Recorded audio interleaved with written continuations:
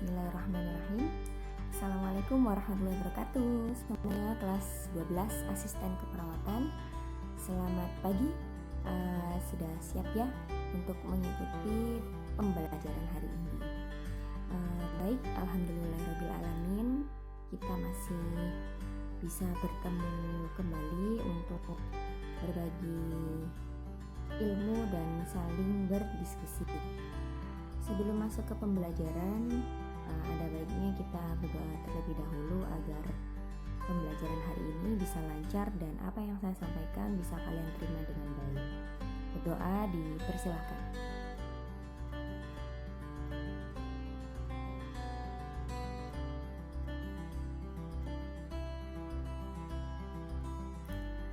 Amin, amin ya rabbal alamin.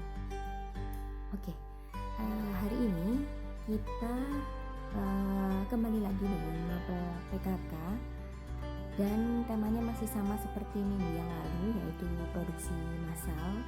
Jadi kalau kemarin kita sudah membahas tentang konsep dasarnya produksi massal itu seperti apa, kemudian hal-hal yang perlu diperhatikan dalam produksi massal itu seperti apa. Nah, ini masih ada lanjutannya ya, masih ada part 2 tentang produksi massal. Dan yang kemarin juga sudah kuliah berikan umpan balik tugasnya, sudah saya baca tapi belum semuanya tentang apa yang saya perintahkan. Jawabannya ada yang cocok, ada yang kurang cocok ya. Nanti mungkin kita akan bahas ketika bertemu ya, atau kalau pas minggu ketiga itu ya, kita bisa bahas bersama-sama. Oke, kita lanjut ke slide. Oke, indikator dalam keberhasilan produksi massal. Tentunya dalam memproduksi sebuah produk ya, itu tujuan akhirnya adalah produknya ini akan berhasil, akan sukses begitu ya.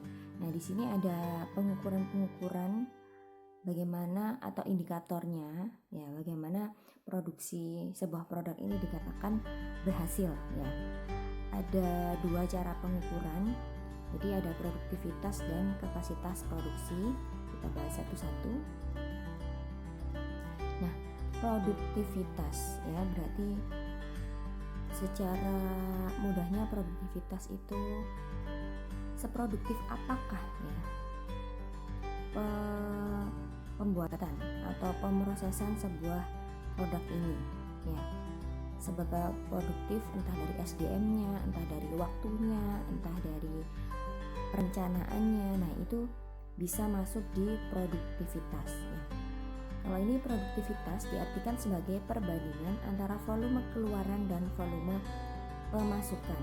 Jadi antara, contoh mudahnya itu adalah tenaga kerja dan modal. Antara modal ya, modal awal, kemudian untuk nanti membayar tenaga kerja, sama nanti keuntungan atau hasil penjualan itu kira-kira nutup atau tidak, atau ada keuntungan tidak, atau malah rugi. Nah, itu bisa dijadikan indikator dalam keberhasilan suatu produk. Nah, produktivitas digunakan untuk membandingkan kesuksesan perusahaan dengan perusahaan yang lain ya.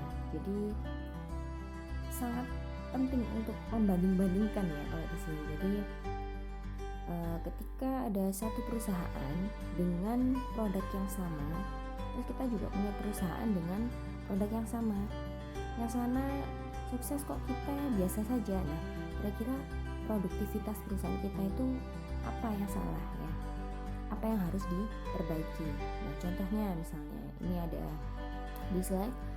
Cara menghitung produktivitas jam kerja adalah menghitung produksi kerja selama 1 jam. Perhitungan tersebut bertujuan untuk seberapa efisien penggunaan tenaga kerja dalam menghasilkan sebuah produk. Nah, kalau misalnya sebuah perusahaan sudah menerapkan produksinya dengan mesin, itu biasanya tenaga kerjanya akan sedikit ya. karena sudah digantikan oleh mesin tadi.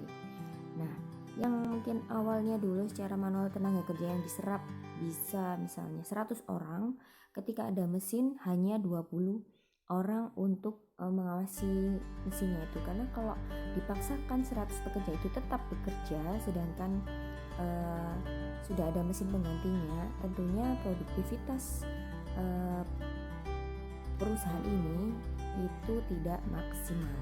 Ya, jadi memang seyogyanya harus mengurangi karyawan. Nah, itu cara agar produktivitas sebuah perusahaan itu menjadi maksimal. Ya, itu yang produktivitas. Selanjutnya, baik, kita masuk ke dimensi keberhasilan produktivitas. Dimensi keberhasilan produktivitas itu lebih mengarah ke produktivitas karyawan. Ya. Tapi ini jangan dikonotasikan karyawan yang berada di bagian produksi saja, tapi ini kerjasama antara entah pimpinan, manajerialnya, ya direkturnya, itu harus bekerja sama bersama-sama demi berjalannya, demi keberhasilan sebuah produknya ini tadi. Dan dimensi keberhasilan produktivitas itu ada 6. Yang pertama ada dimensi sikap kerja. Dimensi sikap kerja ini ada 3 ya. Yang pertama ada sikap dalam melayani, ya tentunya ini bagaimana seorang karyawan ini ketika ada konsumen pelayanannya harus maksimal gitu ya. Kemudian ada sikap dalam melakukan pekerjaan, ya ketika atasan memberikan instruksi bagaimana si karyawan ini bisa melaksanakannya dengan baik dan bisa menerima penjelasannya. Kemudian ketiga adalah sikap inisiatif dalam pekerjaan. Tentunya sebagai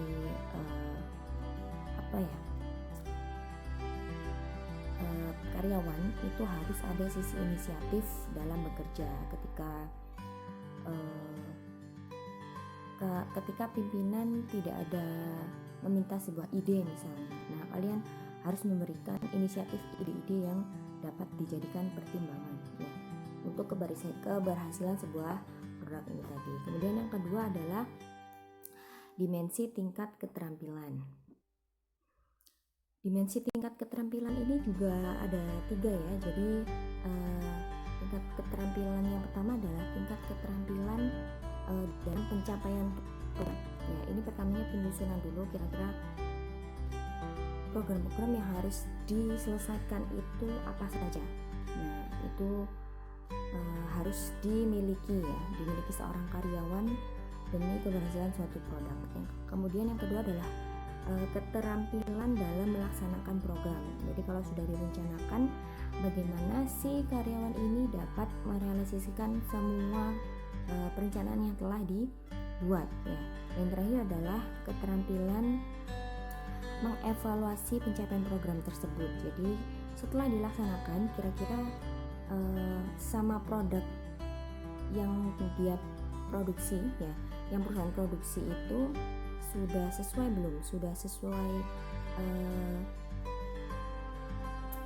keuntungan yang direncanakan itu sudah pas atau belum, atau ada kekurangannya, itu harus dievaluasi ya. Kemudian yang ketiga itu ada dimensi hubungan antara lingkungan kerja. Namanya karyawan itu tidak bisa bekerja sendiri-sendiri ya. Pasti ada kerjasama antara satu bagian dengan bagian yang lainnya. Yang pertama dimensi hubungan antara kerja itu misalnya karyawan dengan pimpinan ya tentu. Kemudian karyawan dengan antar bagian ya. Antar bagian maksudnya misalnya saya bagian perawat itu demi keberhasilan produktivitas sebuah pelayanan di rumah sakit, tentunya saya harus bekerja sama dengan dokter dan analis kesehatan misalnya, atau farmasi. Jadi harus ada hubungan dengan kerja yang lain atau antar bagiannya. Kemudian kerjasama antara teman sejawat atau satu tempat kerja gitu ya, atau saya perawat dengan perawat. Jadi tidak bisa satu orang itu bekerja semuanya dikerjakan sendiri, tidak bisa. Jadi perlu kerjasama dengan bagian yang lain ya. Kemudian yang keempat adalah dimensi manajemen produktivitas. Dimensi manajemen produktivitas itu, manajemen artinya kan pengaturan ya, dengan cara manajer ini mengatur agar kegiatan di sebuah perusahaan ini berjalan dengan baik. Yang pertama itu koordinasi pekerjaan ya. Koordinasi pekerjaan itu maksudnya antara bagian dengan bagian yang lain itu sudah match apa belum, sudah cocok apa belum ya. Kemudian adanya tanggung jawab pekerjaan ya. Di antar bagian itu, di setiap bagian itu tanggung jawab yang diberikan itu sudah dilaksanakan atau belum, pencapaian program yang telah direncanakan sudah terrealisasi atau belum ya. Kemudian yang kelima itu ada dimensi efisiensi tenaga kerja.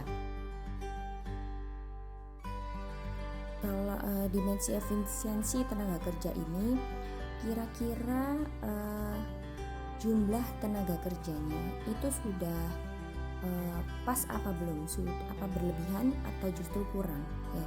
Kemudian pemanfaatan tenaga kerja, dengan jumlah tenaga kerja tersebut apakah bisa memaksimalkan produksi sebuah produk di perusahaan. Kalau misalnya dihitung terlalu banyak, maka harus dilakukan pengurangan ya. Kemudian yang terakhir ada juga pemanfaatan waktu tenaga kerja. Jadi demi keberhasilan sebuah produk ini, kira-kira kalau diterapkan lembur itu akan meningkatkan produktivitasnya atau tidak ya? Atau justru kalau dikasih lembur malah produktivitasnya menurun. Maksudnya adalah ketika seorang pekerja ini sudah bekerja dari pagi, misalnya long shift gitu ya, jam 6 sampai jam 6. Nah, kira-kira itu produktivitasnya akan stabil atau justru nanti kalau di tengah-tengah shift akan menurun. Nah, itu juga harus diperhatikan antara jumlah pemanfaatan dan waktu pekerja dalam melakukan pekerjaannya. Yang terakhir ada ini, dimensi kewirausahaan. Ini maksudnya adalah produktivitas ini dipengaruhi juga oleh hal-hal atau faktor-faktor lingkungan yang berada di sekitar perusahaan. Misalnya potensi daerah ya, kira-kira produk yang dihasilkan itu di daerah tersebut kira-kira laku atau tidak ya. Jadi kalau misalnya di suatu daerah itu, daerah misalnya kecamatan kecil, membuat sebuah produk yang komputer misalnya ya, memang nanti dikirim, cuma kan ketika potensi daerah sekitarnya itu tidak mendukung ya, sudah dipastikan produktivitas keberhasilan produk itu akan menurun juga ya. Kemudian yang kedua adalah kemampuan melihat potensi diri perusahaan. Kira-kira perusahaan ini sudah mampu belum untuk memproduksi keinginan pasar, misalnya pasar ini membutuhkan barang sekian, potensi perusahaan ini sudah mampu apa belum ya, gitu. Kemudian yang terakhir adalah kemampuan melihat potensi organisasi. Kira-kira setelah dilihat antara pimpinan, karyawan ya, dan pekerja-pekerja yang lain itu sudah ada kekompakan atau kerjasama yang baik atau belum. Jadi perlu dievaluasi kembali ketika sebuah perusahaan itu organisasinya belum baik ya. Oke, kita slide. Yang kedua tadi ada kapasitas produksi. Nah, kapasitas produksi itu apa? Yaitu hasil produksi atau jumlah unit yang dapat ditangani, diterima, disimpan atau diproduksi oleh sebuah fasilitas pada suatu periode waktu tertentu ya. Jenis-jenis kapasitas itu ada 3. Yang pertama ada kapasitas desain. Yang pertama tadi kapasitas desain. Jadi intinya kalian perlu garis bawahi kalau kapasitas itu artinya adalah hasil produksi ya, atau jumlah yang bisa diproduksi. Yang pertama ada kapasitas desain, itu berarti hasil desainnya ini kira-kira bisa mendukung ya penjualan sebuah produk atau tidak. Nah, yang kedua ada kapasitas efektif. Nah, hasil produksi ini penjualannya efektif atau tidak. Kita sambungkan sama yang atas, yang desain. Jadi desainnya ini bisa membuat hasil produksinya menjadi efektif atau tidak ya. Kemudian yang ketiga kapasitas pemanfaatan. Nah, hasil produksi ini apakah bisa dimanfaatkan dengan maksimal oleh yang membeli produk ini ya, produk dari perusahaan ini. Nah, itu. Jadi kapasitas produksi atau hasil produksi itu juga mempengaruhi keberhasilan sebuah produk ya.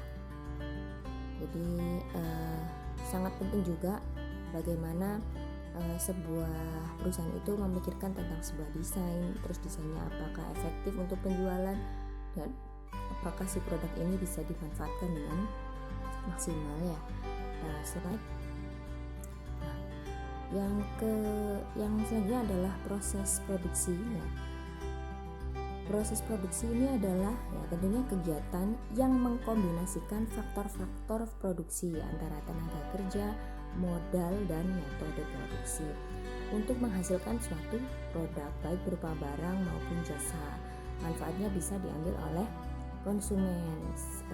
Ini misalnya usahanya usaha klinik ya, klinik tentunya bagaimana perawat, dokter, apoteker, analis, radiografi dan lain sebagainya bekerja sama ya. Kemudian modal yang dikeluarkan rumah sakit untuk membayar jasa pelayanan ini apakah sudah seimbang begitu.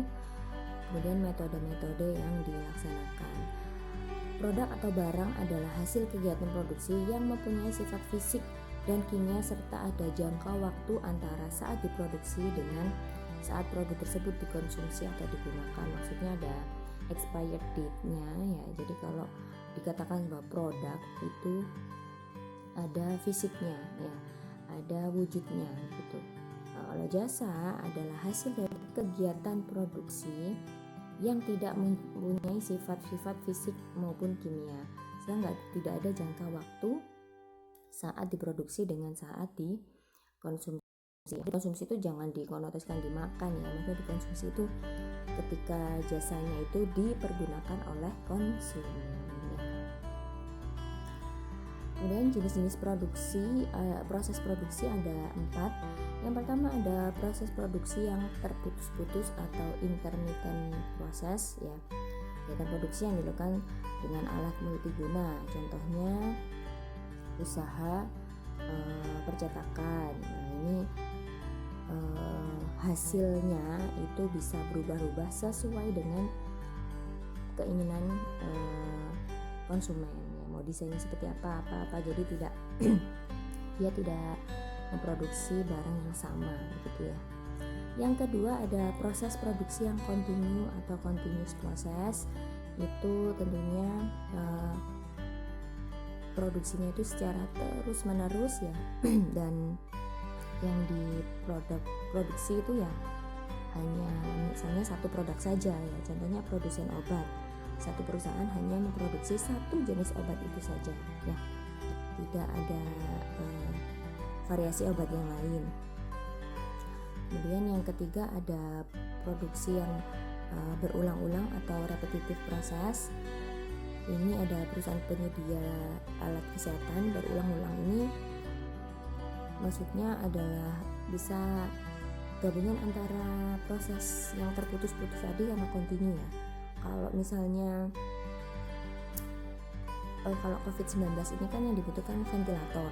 Sebelum COVID ini ya, itu ventilator masuk di proses produksi secara terputus-putus ya, sesuai dengan pesanan. Tapi kalau di COVID ini itu kan mereka terus ya, perusahaan ventilator ini terus memproduksi ventilator karena ya kebutuhan itu tadi ya. Atau baju hazmat ya, baju hazmat itu dulu sebelum COVID itu mungkin hanya digunakan di momen-momen tertentu saja ya, tapi sekarang itu sudah seperti masker ya, kebutuhan yang sangat dibutuhkan oleh tenaga kesehatan untuk perlindungan diri agar tidak terpapar virus COVID-19 gitu ya. Dan proses produksi campuran ini gabungan antara yang repetitif, terus terputus-putus dan continue. Ini produksi campuran itu bisa di pemroduksian ventilator juga bisa ya. Jadi bisa masuk juga ke proses produksi campuran. Terus misalnya vaksin, nah itu vaksin juga bisa masuk ke proses produksi campuran ini ya. Dia bisa continue, bisa kalau lagi kebutuhannya banyak. Dia intermittent juga bisa ya, karena tidak setiap tahun dibutuhkan vaksin ini. Dia bisa juga repetitif ya, bisa bulan ini membuat, bulan depan kosong, bulan depannya lagi buat. Nah, itu bisa terjadi ya. Oke, itu saja ya dari Bulia, tapi penutupannya ada sedikit tugas untuk kalian. Cari kelemahan dan keuntungan dari jenis-jenis proses produksi tadi ya. Jadi apa kelemahan dan keuntungan dari 4 proses produksi tadi, silahkan ditulis di kertas atau di buku juga boleh. Nanti silahkan difoto, Bulia akan share link untuk pengumpulan tugasnya. Terima kasih atas perhatiannya dan terima kasih sudah menyimak videonya Bulia. Mohon maaf bila ada kesalahan kata. Saya akhiri. Wassalamualaikum warahmatullahi wabarakatuh.